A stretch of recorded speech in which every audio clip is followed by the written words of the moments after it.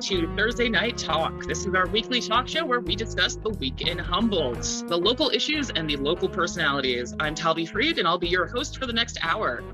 Please remember, you can tweet us anytime during the show at Access Humboldt. You can also call us later in. I'll give that number in a bit. Joining us tonight are Amy Cirincione O'Conner, lecturer, Department of Social Work, Cal Poly Humboldt, Jennifer Fumiko Cahill, Arts and Features Editor of the North Coast Journal, and Dr. Stephanie Dittmer, MD, owner and family care physician for Ikigai Physician Group. Welcome, everyone. How you doing? You can say hi. Thank you for having us. Good evening. Pleasure to have you aboard. Our topic tonight, let's just jump right into it, open up the can of worms. We're going to be discussing California Ballot Proposition 1, legislative constitutional amendment, which amends California's constitution to expressly include an individual's fundamental right to reproductive freedom, which includes the right to choose to have an abortion and the fundamental right to choose or refuse contraceptives. Given reproductive rights are already enshrined in California law, why is this proposition necessary? We'll be discussing that. As well, will it just cement reproductive rights? Why is it important to be even having this conversation for those who have been living under a rock? This has at the federal level, Roe versus Wade has been overturned. And that's a little scary. Jennifer, let's start with your thoughts right off Since the it's bat. scary, let's start with me. Yes, it's scary. Well, you seem to handle things in just a really comforting and hilarious way. And I have trouble making this topic funny. I can, but I'm not sure that's the best approach. Yeah, I didn't think that, when I was a little girl, that I would grow up to, spend this much time making jokes about abortion. But here we are. Well, do you have a joke at this point? No, really, I want to ask why are we even dealing with this? And why is California especially? Well, I mean, California, we think of California as being such a staunchly liberal state, but in fact, it's pretty mixed. And I'm old enough to remember Ronald Reagan. And so the idea of a conservative California and a California where the rights that we see as, the rights we've always had, the rights that are our, dare I say, birthright, we see them as so permanent, so unchangeable, but that's how we saw Roe versus Wade. And, we've had it since 1973 and now it's gone. So honestly, to me, having this conversation at the state level is vital when we are told that it's up to the states now.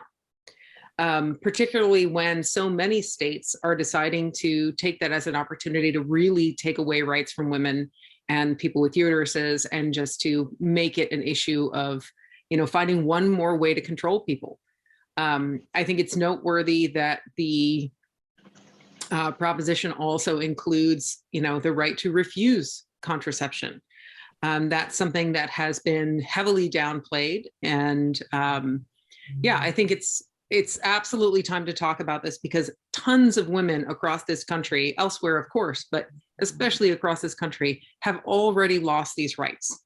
And right now, there are women who are freaking out and dealing with pregnancies they don't want, can't handle, and may not survive.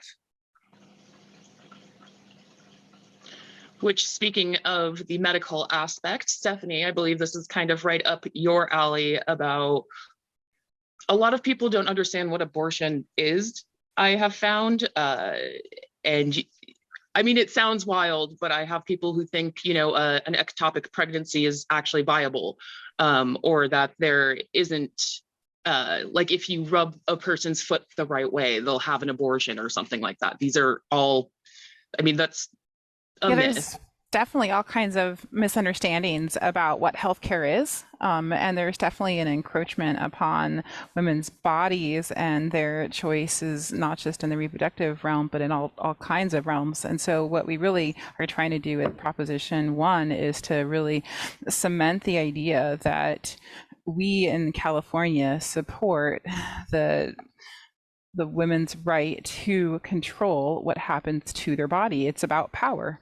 And the reality is that many states, since Roe v. Wade was overturned with the Dobbs decision, essentially enacted a series of legislative changes. And here in California, although we are a mixed population here, even within our own county, the reality is that we need to protect moms. And this is a social justice issue. It's an issue about race. It's an issue about socioeconomics. It's an issue about transgender and gender non-binary patients. It's a larger issue than what people really, I think, give credit to. It's just not about the limited view that a lot of the religious right will discuss in their propaganda. This is, as physicians describe, abortion as healthcare, and that's a very sort of tag way to say it. But the reality is that reproducing is the most single dangerous thing that women do. Our maternal health statistics are some of the worst in the world. And in California, we are trying to protect women's rights to understand that if it is riskier for them to carry through a pregnancy, that their life is just as valuable as an undeveloped fetus, or that their life risk, their emotional risk of having to carry a fetus to term that is not going to live, that the emotional trauma of going through that is their choice, is their choice. So I think the reality is that people don't understand the range of experiences, and I think it's a lack of understanding education. Amy, you deal, well, I suppose, with the social aspect of everything. You also have a student population around you that I believe, every woman's affected by these laws that we have. Though there's also a emotional and community aspect to allowing women to have the right to take care of themselves or not, or to remove that. And how do you feel like, is that a lecture topic that has been coming up for discussion lately for you? I think that mainly what we talk about in social work is children that are already here and the services that we are able to provide in our state to keep those children safe and healthy. And that is that is an element of this discussion that I just don't hear ever addressed by folks that are anti-choice, that this hyper focus on women's bodies while they are pregnant, but no acknowledgement of the massive emotional, physical, financial, social responsibility that having a child is, and the trauma of a forced birth, and the incredible responsibility that we are asking a woman to take on by having a child is disconnected from the amount of support that we currently offer in terms of a social safety net. So when I'm reading, the Catholic response to Prop 1 and the anti-Prop 1 campaigns, there seems to be this strategy of trying to take on some sort of moral high ground, but we have 20,000 children in the child welfare system right now. That's just those that are in foster care. That's not even including the children that have child welfare involvement. We have 8,000 homeless families in the state of California. So I think what I wish that we were talking about right now was about building more family shelters that would reduce and other interventions that would lower adverse childhood experience for the children that are here, instead of trying to hyper focus on controlling women's bodies, because that we're just simply leaving so many vulnerable people out of the conversation and certainly out of the funding streams.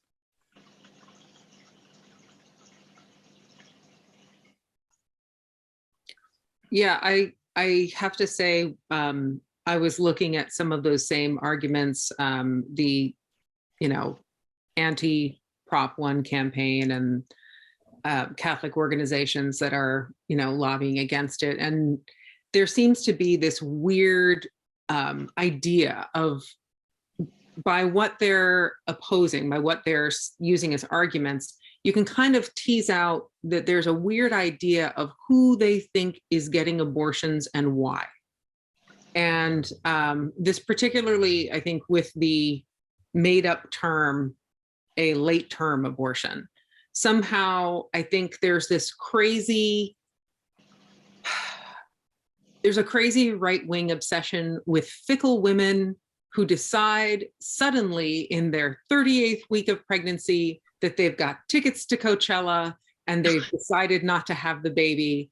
And everybody who thus far has been buying them presents and all the giant clothes they've been wearing and all the moldy cheese they haven't been eating and all the booze they haven't been drinking, they're like, no, you know what though? I'm done. I'm not going to actually have the baby.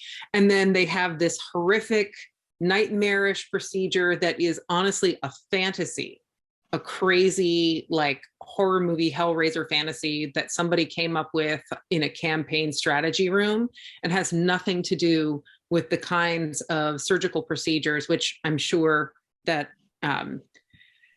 Dittmer can speak to way better than I can. But, this idea of like women thoughtlessly getting pregnant and then on a whim deciding to have an abortion kind of maybe a little later because, I don't know, we had stuff to do. But truly, it's typically, the thing that makes abortions go later tends to be not having access to abortion.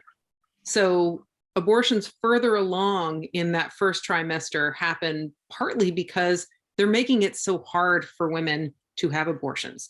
It's a big choice that women make.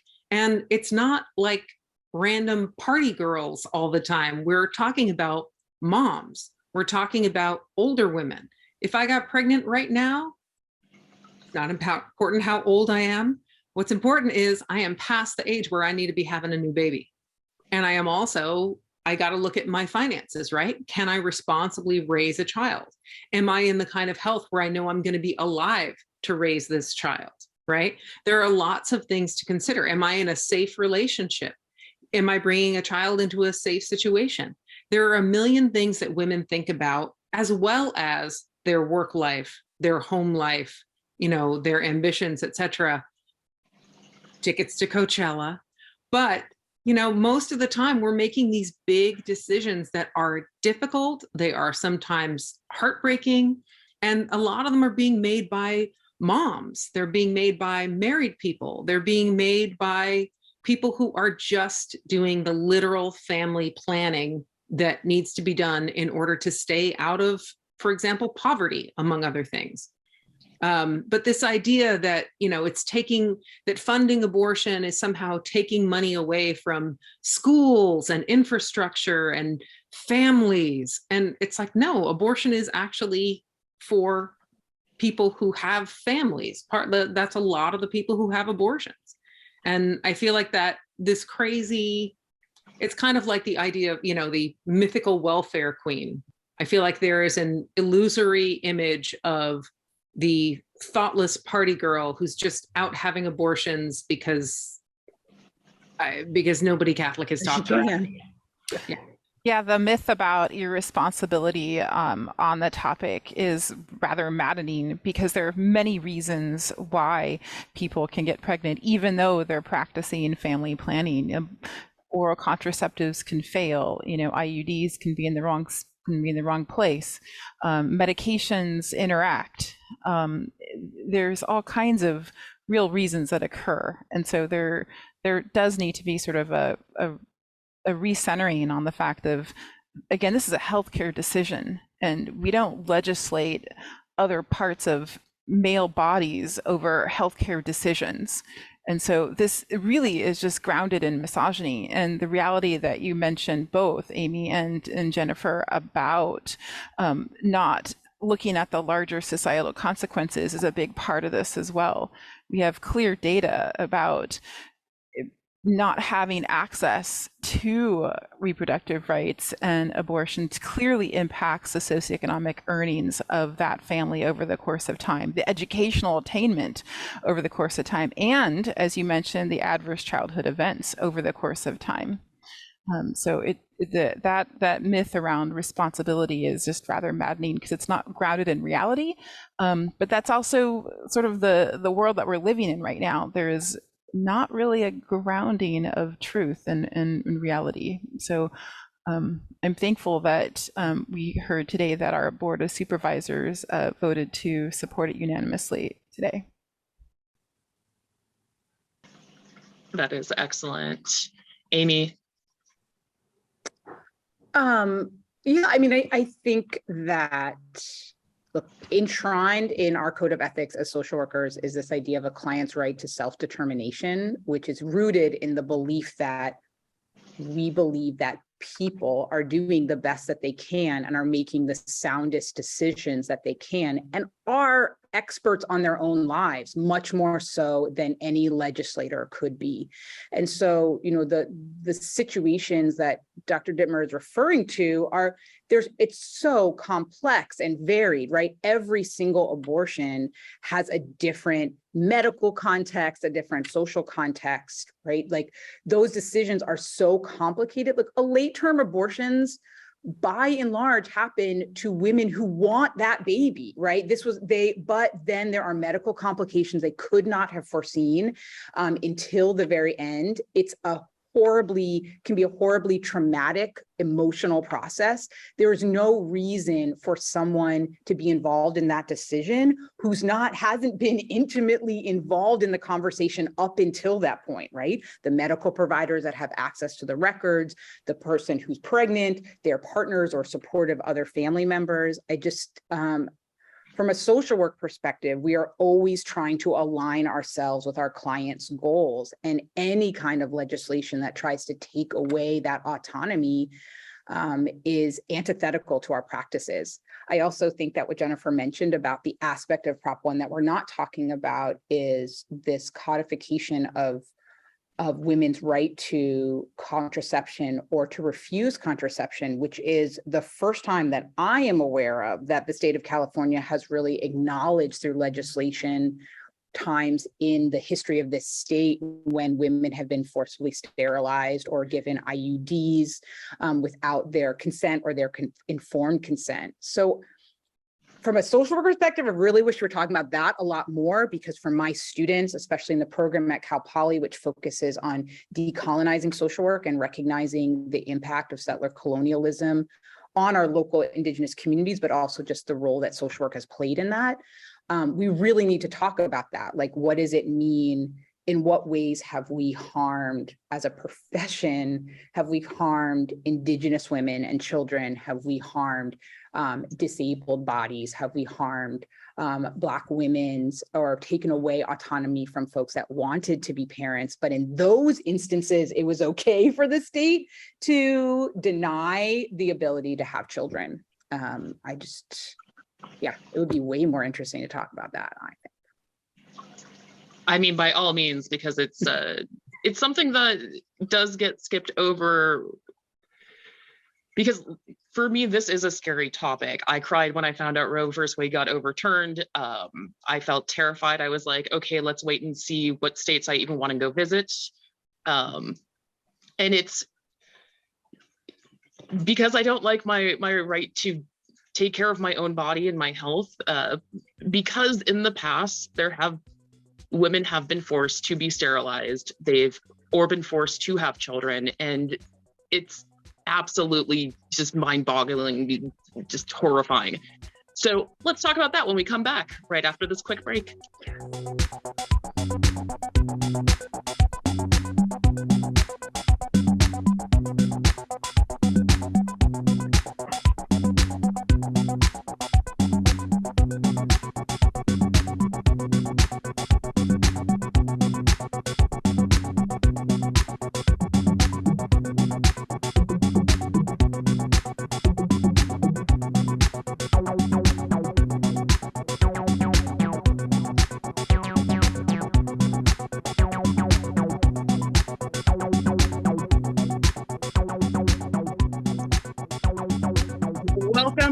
to Thursday Night Talk. You're listening to KZZH. I'm joined by Amy Cirincione O'Conner, Jennifer Fumiko Cahill, and Stephanie Dittmer. You can also join in to our conversation.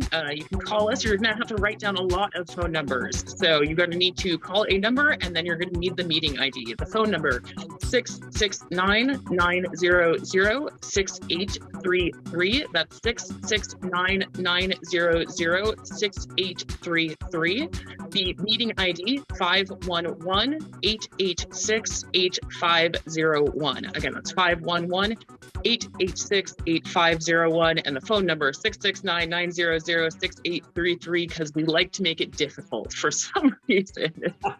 Yeah, it's a mouthful of numbers there. Though we are discussing California Proposition 1, which you'll see on the ballots this November. Be sure to vote November 8th. Make sure you're registered and all that good stuff. Find your vote by mail ballot. It makes clerks' lives a lot easier to help you vote if you just have that. Yeah, so we left off on the ever fun discussion of, pretty much we're discussing abortions, women's rights to be able to care for their own bodies, make family planning decisions, we're talking about all that. And we skipped down this lovely topic that we go down quite often, which is the horrors of the past, why this is so important, the forced sterilization of Native American women, of people of color, of people considered mentally feeble in the past, were terms that were medically used as normal, as a normal excuse to just be like, hey, you don't get to have children now. Women in the past were forced into institutions for all sorts of interesting things, such as trying to run away from an abusive household, and they would often be left in those institutions for a very long time, experimented on, and forced to be sterilized. Amy, you wanted to bring it up, so let's start with you. This is your fault, Amy. Yeah. Right. I take full responsibility for the rabbit hole. No, I think one of the things I've been thinking about a lot, actually, throughout the pandemic was the high levels of distrust in the United States of the medical system. And there's so many reasons for that. And I think one of them is that we have folks in our state and within our country who have very recent memory. Like in California only stopped forcibly sterilizing folks in institutions in 1979, right? I was born in 1980. So that is a very recent legacy here. And that doesn't even begin to cover individual doctors who may be coercing individual patients to start birth control, where they may not really understand, what is the duration and the commitment required for an IUD, for example. But I think, again, from a social work perspective, we're really interested in this idea of building relationships and increasing the level of trust that our residents and patients have with their medical providers, because the more trusting that relationship is, the more likely patients are to disclose their medical needs, right? What are their concerns? They're more likely to ask questions. They're more likely to be informed about their own healthcare, and then also get information from a reliable source, like a medical provider, as opposed to BuzzFeed, right? So I think that when talking about something like Prop 1 is just another way of like putting a wedge in the patient doctor or patient medical provider relationship, when we should be putting so much energy into building that relationship, building that trust, in my opinion, adding social workers wherever possible into the medical system to facilitate communication or provide emotional support or resources. And it just feels like such a slap in the face to medical providers who have already put up with so much stress, right? I understand what my regulations say I'm allowed to say, through the pandemic, so much abuse, so much overwork, and to now be like, okay, well, thank you so much for your service, but actually we don't trust you to make these decisions with your patients by yourself. And absolutely as a state, as a country, we need to continue to reckon with the misdeeds of the medical field. But this is not like Proposition 1 is an effort to do that, right? To enshrine those rights and this, I think, the almost sacred nature of the relationship between medical providers and their patients, and any strategy to try to, again, cleave that relationship or take any of that autonomy away from a patient is something that's terrifying. I'm so glad that you mentioned that, Amy, because that's not a position where many people have actually sat down and literally cried with women who have a fetus inside of them that doesn't have a brain, and having to find that out halfway through their pregnancy and being stuck in another state where there wasn't this option, and happening to come and move here to California and to the state that does allow for women to be able to understand and make those decisions is heart-wrenching. It is absolutely the center of everything that we do as physicians, is to be present with your patients and to understand what they're experiencing and understand the risks and help them walk that pathway. And that relationship, regardless of what decision is being made, is something that is sacred. And you're absolutely right. Our medical field has a long-standing history of misdeeds, and still does to this day, even though we have clear evidence that says we want to do better, we still don't do good. It's not without risk to people to put their trust in medical health professionals. But I do think that reckoning that self evaluation that as a profession we're actively undergoing right now is what needs to be supported. Here in our county, as an example, our Humboldt Del Norte County Medical Society has started a health equities committee that's encoded now in our bylaws, that we are helping to educate ourselves and others about some of our history, some of our current implications for our practices. But I'm so thankful that you bring that topic up, because we do have to balance what is currently going on now with what's happened in the past to understand why people hesitate. But this particular direction of allowing women to make the decision that makes sense for them should be private. It should be private. And the reality is that so many women don't feel comfortable telling what's happened in their past, and that fear and that stigma further makes it harder for them for people to understand how widespread this really is.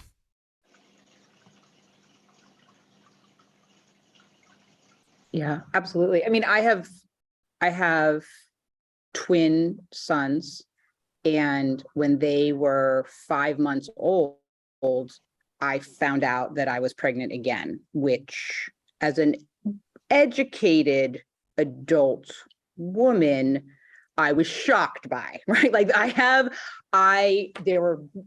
had no idea that was possible, even based on how recently I had given birth, the fact that I was still nursing, the fact that I couldn't really remember the last time that my husband and I had sex, right? It was like we were in the thick of twins life. And one, it was completely shocking. And two, I could not figure out how that would be possible. I couldn't figure out physically how I would be able to carry another child at that point, having had a pretty intense birth experience. I couldn't figure out financially how to make that work.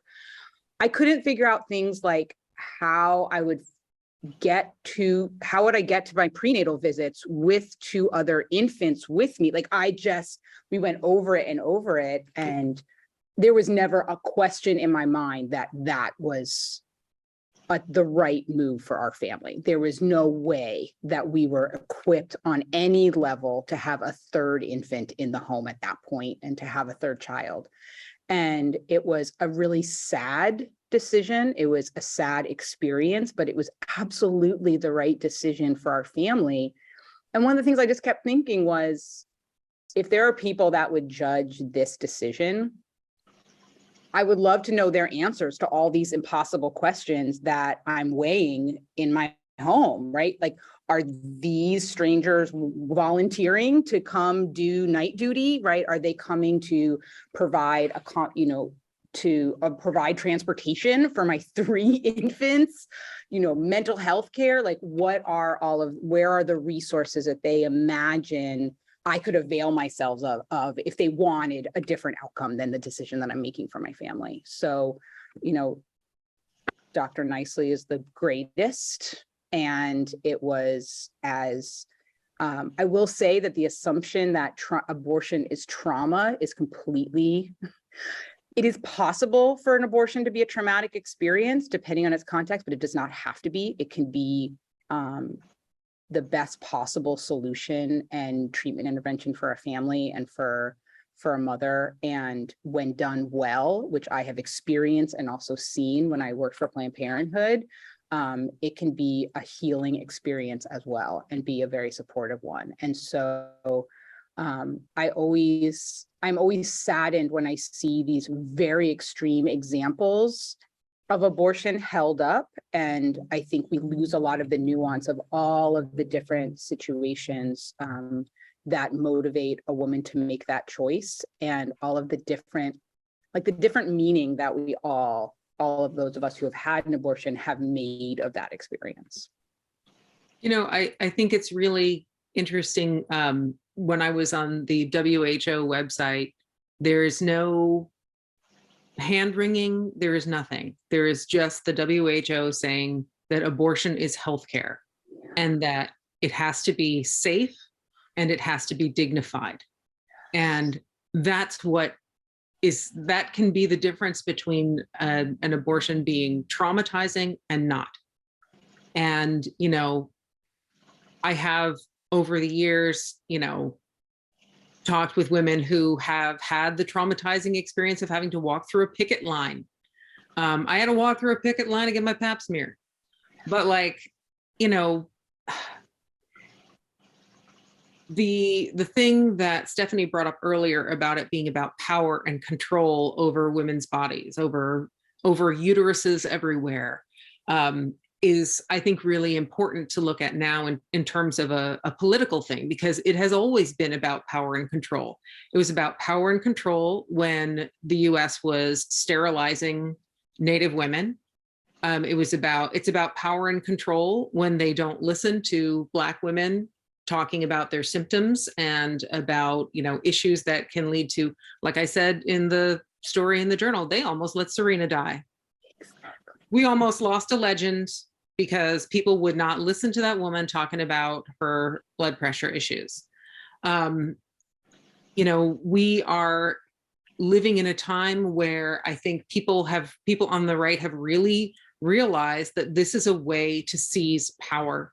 Mm-hmm. And just like it's been used in the past, now control of, the right to control your medical destiny, to control your own healthcare is at stake. And it's about power and control, and it's not about the babies, because nobody is taking care of the kids that are already in the system, because there isn't a focus on birth control and contraception, right? There's mainly a focus on how do we keep companies from paying for insurance for those things. And also when you see the scandals, okay, I'm going to do it. I didn't want to do it, but Amy's shaking her head no at me, but and nodding, yeah, both. Herschel Walker is out here paying for abortions left and right. And people, I think it was, what's that woman, Dana, somebody from the NRA? I don't know. I think of her as NRA Barbie. Anyway, she was out here saying, I don't care. She was standing at a podium saying, I don't care if he aborts baby eagles. I want the Senate. And That's the truth of it.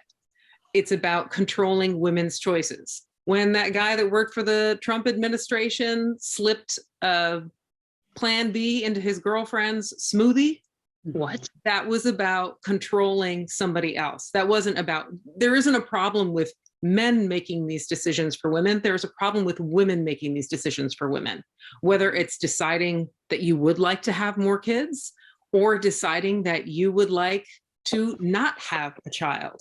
And frankly, when it comes to, these exceptions for rape and incest, the amount of proof you have to provide, nobody's really concerned about those women. It is about finding cover and being able to say, oh, there are exceptions for rape and incest. And frankly, when you look at the number of convictions for rape, no, nobody's earnestly working against that. It is about power and control. And right now, if we don't fight for it with things like Prop 1, and I don't care if people are saying like, oh, is this just a stunt? Is this just a political move?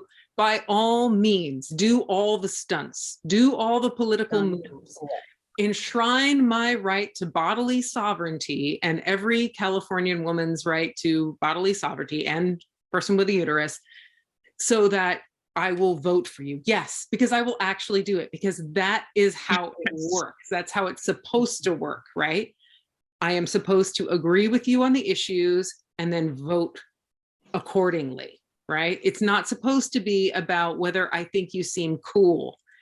It's supposed to be about how the way that you run a government, the things that you propose and the things that you veto come out in terms of my life and my existence and my kids and the people in my community.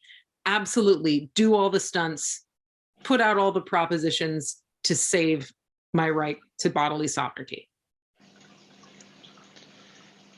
That story I hadn't heard of, with the guy putting what in his, like, was it a mistress? It just yes. Oh my God, now I'm gonna have to find it. Talk amongst yourselves and I'll find this mess.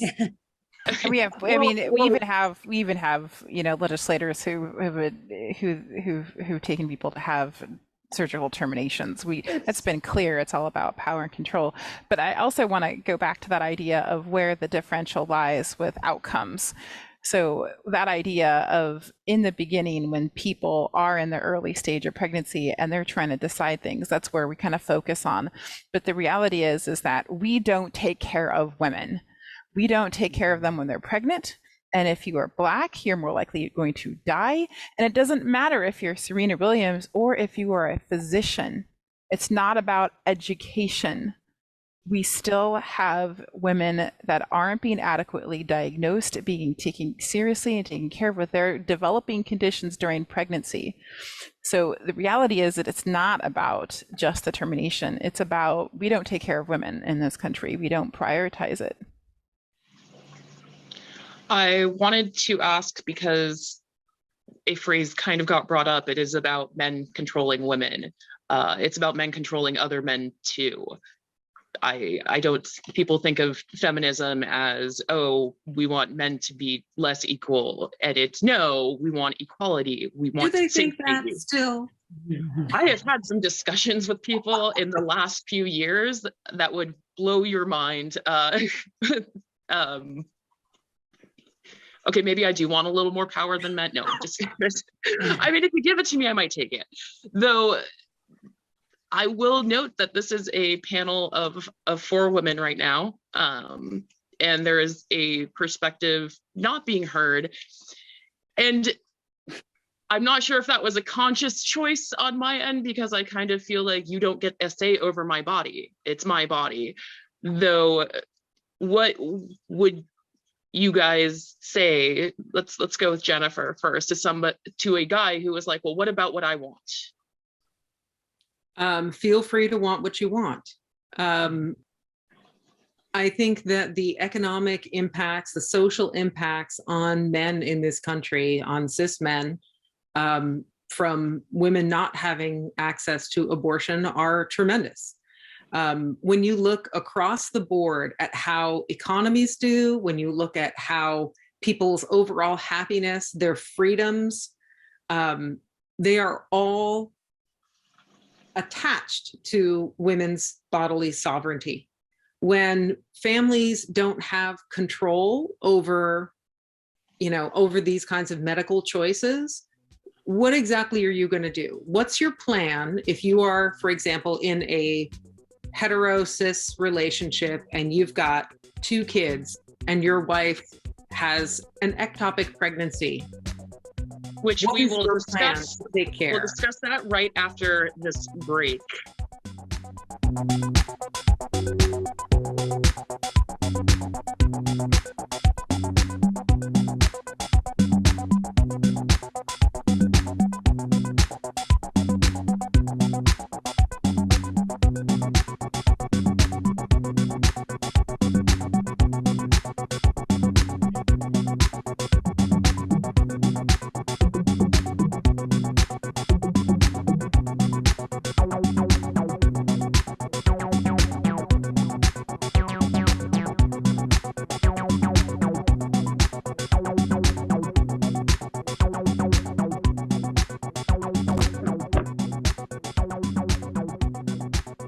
You're listening to Thursday Night Talk on KZZH. I am here with Stephanie Dittmer, Amy O'Connor, and Jennifer Fumiko Cahill.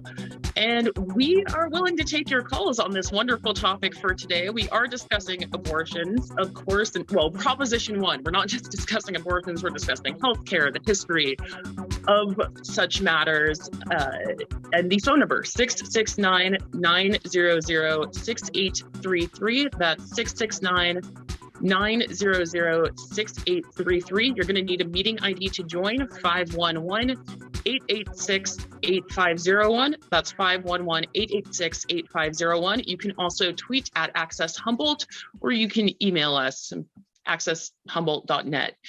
Would probably be a good way to find that email. Jennifer, we had left off with a question that you didn't get to finish asking. That's okay. I guess what I'm saying is that it's not as though, men are unaffected by this, right? Your average straight cis man is going to be either involved in some sort of a family unit that is affected by having maybe children or pregnancies that people can't afford, handle emotionally, psychologically, handle physically. And, frankly, if you are a single dude living on his own, enjoying the freedoms of being, free and white in America, that can vanish very quickly with a pregnancy. Let me tell you all about it. I could flip through my yearbook and show you pictures of people whose lives were dramatically changed. An unwanted pregnancy affects everybody in the community where it happens. And that affects everybody who has to help with a child if everything goes well and they're born healthy. All of these relationships, all of these connections you have people in your life that have had abortions, that needed to have abortions in order to go forward in their lives. And if they are not telling you this, if you don't know who these people are, that's maybe something you need to look at. If people in your family, people in your friend circle don't feel comfortable telling you, you need to think about the social stigma and maybe the stigma that even you have allowed to creep into your world. Because I can guarantee you there are women in your life who have had abortions. That's exactly right. The component of women healthcare really also needs to be discussed in the context of it's in everybody's best interest for women to be healthy. For women who identify as women, we need to be able to support them in any sort of way, shape, or form, regardless of what genitals you have and have decided to keep. The reality is that our society does better when we actually function together. And that's one of the hardest things for people really to grasp, is like, it is relevant for them. And if they were able to like you said, have an open enough space, they would hear and learn a lot more. But this is the reality of what we live in, is that this is a very difficult topic for people to bring up. Just as much as a lot of people want to shy away from politics or religion, your own reproductive choices in the course of your life is something that people have a very hard time discussing. Yeah, I mean, I think the idea of talking about does a man have a right to that child, right? Does a man have a right to that pregnancy? No, right? I mean, a right is a privilege held by a member of the public as the result of an amendment like Prop 1, right? That it is enshrined in the state constitution. A want, as Jennifer said, is like, yeah, I would like, maybe if you would like to have a child, then it is your responsibility to find a partner who also wants a child and do your best to procreate and create a healthy pregnancy that comes to term, right? But nobody has a right to a baby, right? Even people that want to give birth and have children are not always able to. And I think that when we start conflating rights and desires, is then when we start to really be talking about power, right? Like you can want you can want whatever you would like. You can prefer that there not be abortions in this country. You can have that opinion. But now what we're talking about right now is actually taking away the right of people who actually, this is the reality of their bodies and their families right now. Then we're just equating somebody else's opinion with one person's opinion with another person's rights. And that's just so dangerous. And, I think you alluded to this in the beginning, Talvi, like one of the reasons that Prop 1 is happening is also because states are starting to look at where this road goes, right? In terms of other rights and especially rights to privacy and our bodies and how that will impact issues that many of us consider to be settled already, like gay marriage, right? Like rights to trans healthcare, which again is healthcare. And it just gets really frightening when that conversation gets diluted into a difference of opinion. It's interesting, back to the talking points on the anti-Prop 1 website and also the Catholic organizations talking points, they bring up money. And it seems to me that every time we get to talking about, social issues, somebody says, oh, but what about the money? What about the expense? And weirdly, I don't understand where this number comes from, but what did that say? There's a complaint that Prop 1 spends more than $200 million a year on abortions, which and yet in the same breath, it also says this is a right that people already have in California. So if it's a right we already have, why are we haggling about the money? It's money we're already spending, right? But I think the insanity of thinking that paying for,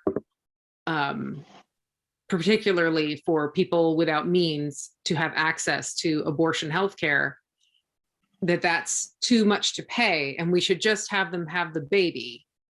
When just having a baby, you're looking at out-of-pocket expenses of, according to Forbes magazine, you're looking at out-of-pocket expenses around 20 grand. That's if you have awesome insurance.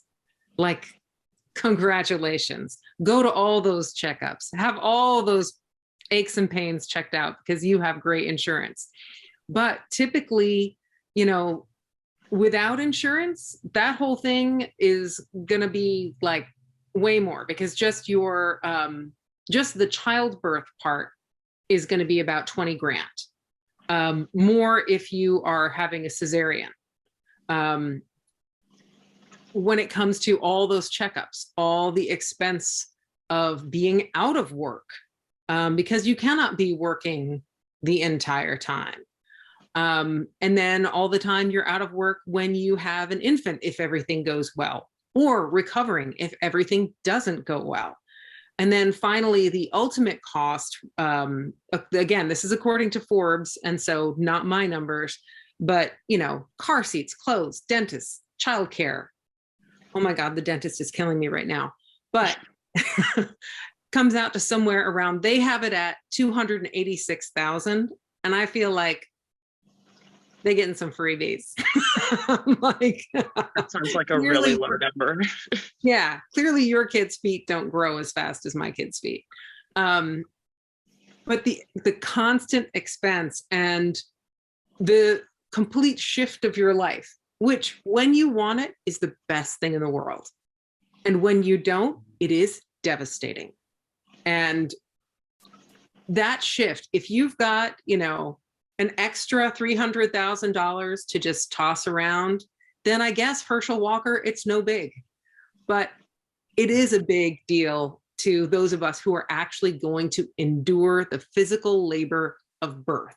So yes, the things that you want, the things that affect you will be secondary. Okay, we're going to go into our closing comments at this point. Each of you will get 2 minutes to address our listeners and anybody that's tuning in on YouTube or anywhere else. Let's start with Stephanie. Thank you. I want to make the parallel to the idea that this is similar to our civil rights.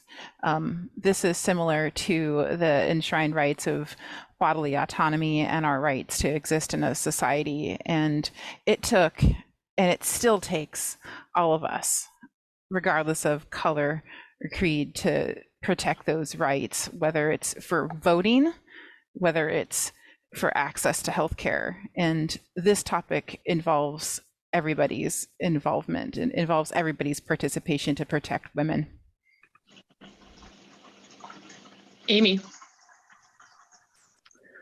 I think I'm really looking forward to this debate continuing in the state and across the nation, and hoping that we as voters continue to hold anti-choice legislators and lobbyists accountable for the health of the physical and the financial and the social health of all of the children of our country. Like, I will happily cede the moral high ground on this one when every pregnancy crisis center builds a family shelter attached to it and is able to locate funding streams for $200,000 of financial support for each of the clients that come through those doors. I think that I understand that the anti-choice movement feels that they have been victorious with the Supreme Court decision, but what I am very interested in seeing is what the social safety net that they intend to provide to all of these mothers and the children that are coming. Because as a country, we don't have a great track record for providing for children whose families are struggling, are housing insecure, or in interrupting the generational trauma that will only be amplified by these forced births. And I'm hoping that Humboldt County, just as a rural community, is able to really come together to acknowledge and continue to discuss ways in which we are particularly vulnerable as a rural community, right? How our medical system is already pressured, and how we want to respond and build resiliency together, no matter what happens on a state level. Thank you. Jennifer. I am absolutely in agreement with what both Amy and Stephanie have said. I don't know that I can add much more in terms of the thoughtfulness of their comments. So I will just be a wise ass, as is my nature, and say that I don't know if you remember, but State Representative John Becker at one point believed that you could take an ectopic pregnancy, which is where the fertilized egg is sitting outside of the uterus, and just move it somewhere else, that you don't really have to end a pregnancy, that you just have to move it somewhere.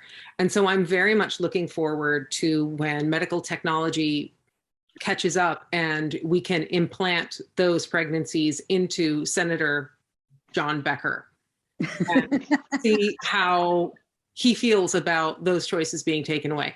I am very much looking forward to, since we can grow an ear on a mouse or whatever the hell, being able to move embryos into the men who helped create them and see how people feel about power and control at that point. It's going to be fun times. We're talking about like a Lindsey Graham Octomom situation. Is that what we're anticipating? Oh, I could not bear to put a baby in Lindsey Graham. Even I could not do that. No. I'm glad we're not in charge of public health. That's good. Stay in our lanes. Yeah. That was my declaration that I will never run for anything. That's good. Well, you see how well it goes for media members who try to run as politicians in this town. It doesn't have a good track record. It does I think not. eventually one day media is just going to be like, maybe we should try sticking to media, which we're good at. just thoughts. No offense to anybody who's run and didn't win. Sorry, some of my friends. I am curious to see what the public response is to the supervisors' support of Prop 1.